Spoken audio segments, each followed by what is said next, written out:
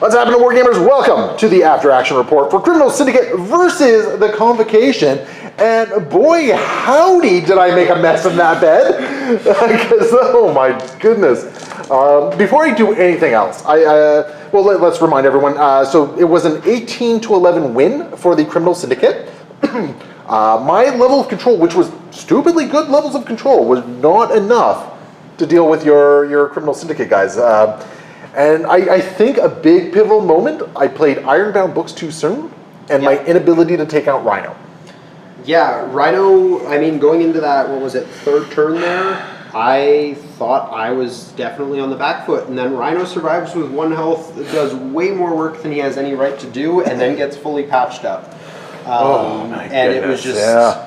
Yeah, it was big. It was huge. There's Rhino was the MVP here by far. And something I really liked about this game is that I don't really think it was dice that impacted it. I think everything that came down to it was you were making good calls, I was making bad calls, and I do think there was an element where there was that little element of luck of being able to take out Rhino, but otherwise I think what had happened is you were able to jump on that, and Rhino just had an absolutely spectacular turn over there, right? Yeah, and we talked through the dice math a little bit behind the scenes there. Like, Rhino didn't have terrible odds to survive, but he also had pretty good odds to die. Like, I think that's at least 50-50 that he goes down there. And we actually discussed it. I made the bad choice of going with Mordo first. Where I should have gone with Voodoo. Because as you explained to me, I was thinking Power Burn was a little bit different. Yeah. I was thinking Power Burn was more of a sap. And then you're like, no. It's like, you lose power for all the wilds. I'm like, oh no. Because I could have Ferocity of Sidorak. Take damage for him, yeah. Like, theoretically, I could have Ferocity of Sidorak, been rolling a 9 dice Staff of Legba into your 1 dice defense? No, it would have been 2 at that time because I didn't incinerate you just yet. But still, 9 dice into 2, only need to deal 6 damage.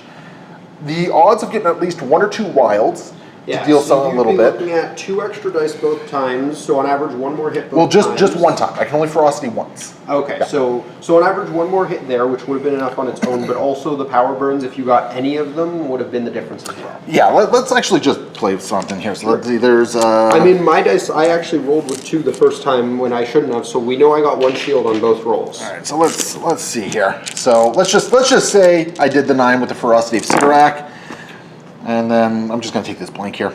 Yeah. That's cocked. Stop it. Okay, so let's see. 1, 2, 3, 4, 5, 6 damage.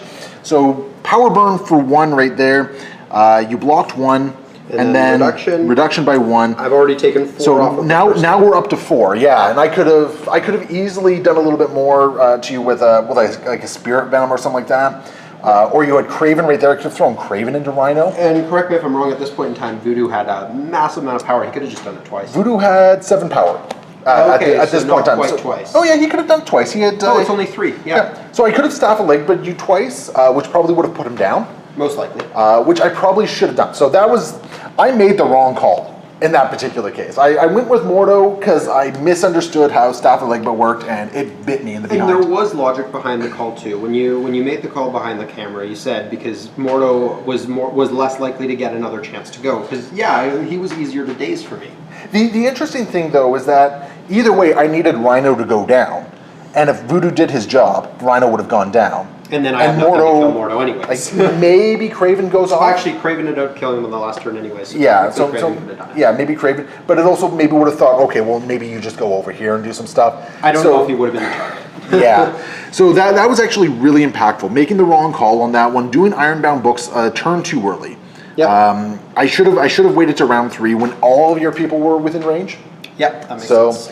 And here's the thing. I think with Convocation I have 4 reps with combo. And they're a very complicated faction compared to most of the others. Like, they have a lot of moving parts, and they take some time to learn. They are definitely a complicated affiliation to run. I have a hard time with them. I find a very well-written Convocation list can kind of just run rampant over somebody who's not prepared for it. Oh, for sure. But in this case, I mean, you brought a strong team. I wasn't sure about Craven, but everyone else did what they needed to do. I want to know why Hood never behaves that way for me. Hood is a gem for me, especially in battle reports on your channel. Your Hood does well. He gets work done. Just did a lot of work last time I brought him into you, and you know what? I think I'm just going to keep doing it. Stop that. I don't like Hood anymore. I can never get Hood to do anything for me, and meanwhile your Hood just friggin' pops off. And outside of your battle reports, he does fine. Here, he does amazing.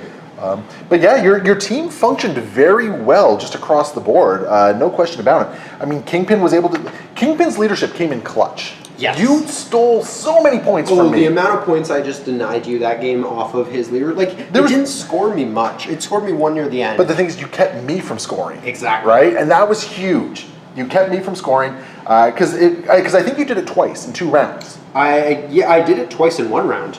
Well, no, what I mean by that is you prevented me from scoring these things like twice, I think. Something like that. Because it was round 2, we each scored 3 points. No, I scored 3, you scored 2 for spiders. Yeah. Because nobody was scoring points for any of these things. Yeah. And then the next round, is just you had healthy people on there, so I didn't score anything for these, and it was just the spider infected again. Yeah. Although no, I think I got a spider infected in this point. But you were still keeping me from getting points over here because of stupid Craven. Kingpin's leadership did a lot this game. It pulled its weight. It did. It really did. And you utilized it very well. Kingpin did exactly what he needed to do. No, he did. I mean, he didn't actually end up doing much, but the few things he did do were very impactful. His leadership mattered a lot. And, he was able to kind of just sit on a point for a lot of the game and earn points, make Voodoo put his token onto a 4 threat. Absolutely. I want to say the other big part of this game was staggering Strange, and then him getting pushed away. Yeah, was big, right? Yeah, the stagger on Strange combined with the bad luck on the spider infected. Yeah, the stagger alone made it so he wasn't able to double tap. Which, if he was able to double tap, I think I take down Black Cat, right? Or at the very least, I take down Hood. Yeah, I take out someone. It was very possible. And unfortunately, that stagger was just a very well played stagger. I was expecting you to just kind of run back and sit on objective back there and score 2 points every round. And you're like, nah, I'm just going to be a nuisance and stagger you as well. And Black Cat was also an MVP this game. She did a lot of work through stuff like the stagger, stealing that objective off of Shuri early there. I think Black Cat pulled her weight in a big way as well this game. I think everyone on the list pulled their weight in a big way. Even Craven got a few good licks in there. I was actually just going to say, every member of your team came in, they did a job, and they did it well. Kingpin knows who to hire. Yeah, Kingpin knows who to hire. Meanwhile, on my end, I feel like I had the right pieces for a team, and I very poorly implemented them.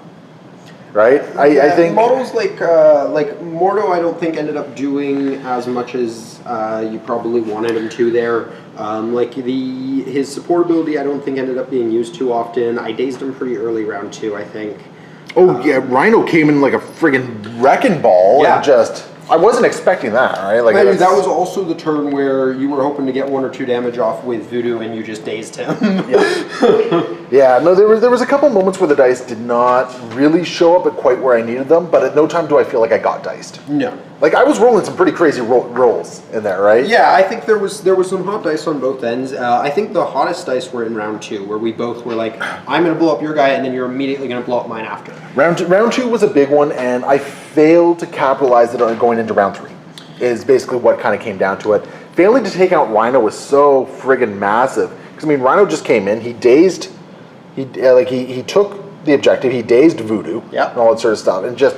and that was all he needed to do there, right? He patch upped after that too. Oh so my goodness! There goes your chance to actually return the favor on him, and it was just Rhino was an MVP there. He didn't make it to the end, unfortunately, but he did what you needed to do. Which right? That's exactly what it is. Rhino came in. Sacrifices had to be made, and that was a price I was willing to make. Yep. No, absolutely. You knew when to give it the right piece. So it was definitely a good win on your parts. I think you played it extremely well. And you capitalized on some good moments here. I'm very happy to say I don't think there was dicing on either part. No, I don't think dice were particularly crazy either side. Yeah. No, I think that was just, in general, for the most part, a well-played game of Crisis Protocol. I definitely see where my mistakes were, and I'm going to own them. They were mistakes that I made. And you capitalized on that, which was big, right? So all in all, Convocation, big fun to play. I'm also now looking at Strange over here, and he should have been able to go, I guess if he goes like that, I still would have been within 3. There would have been a landing zone for you, I'm sure.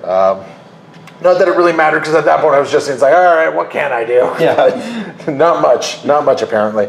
That's where it really kind of comes down to. Can we get some spike kills? Yeah, exactly. Exactly. You're going to win, but you're going to win with one bloody eye. But anyway, I think we've said what we needed to say on this game. Had a lot of fun with you, Jason. Congrats on the win. And hopefully we see you back on the channel in the future. Always a good time. Thanks for inviting me on. Yeah, and for everyone watching, thanks for watching. Leave your comments below. And remember, hit up the Patreon if you want another way to support the channel. And we will see you next time. Happy wargaming.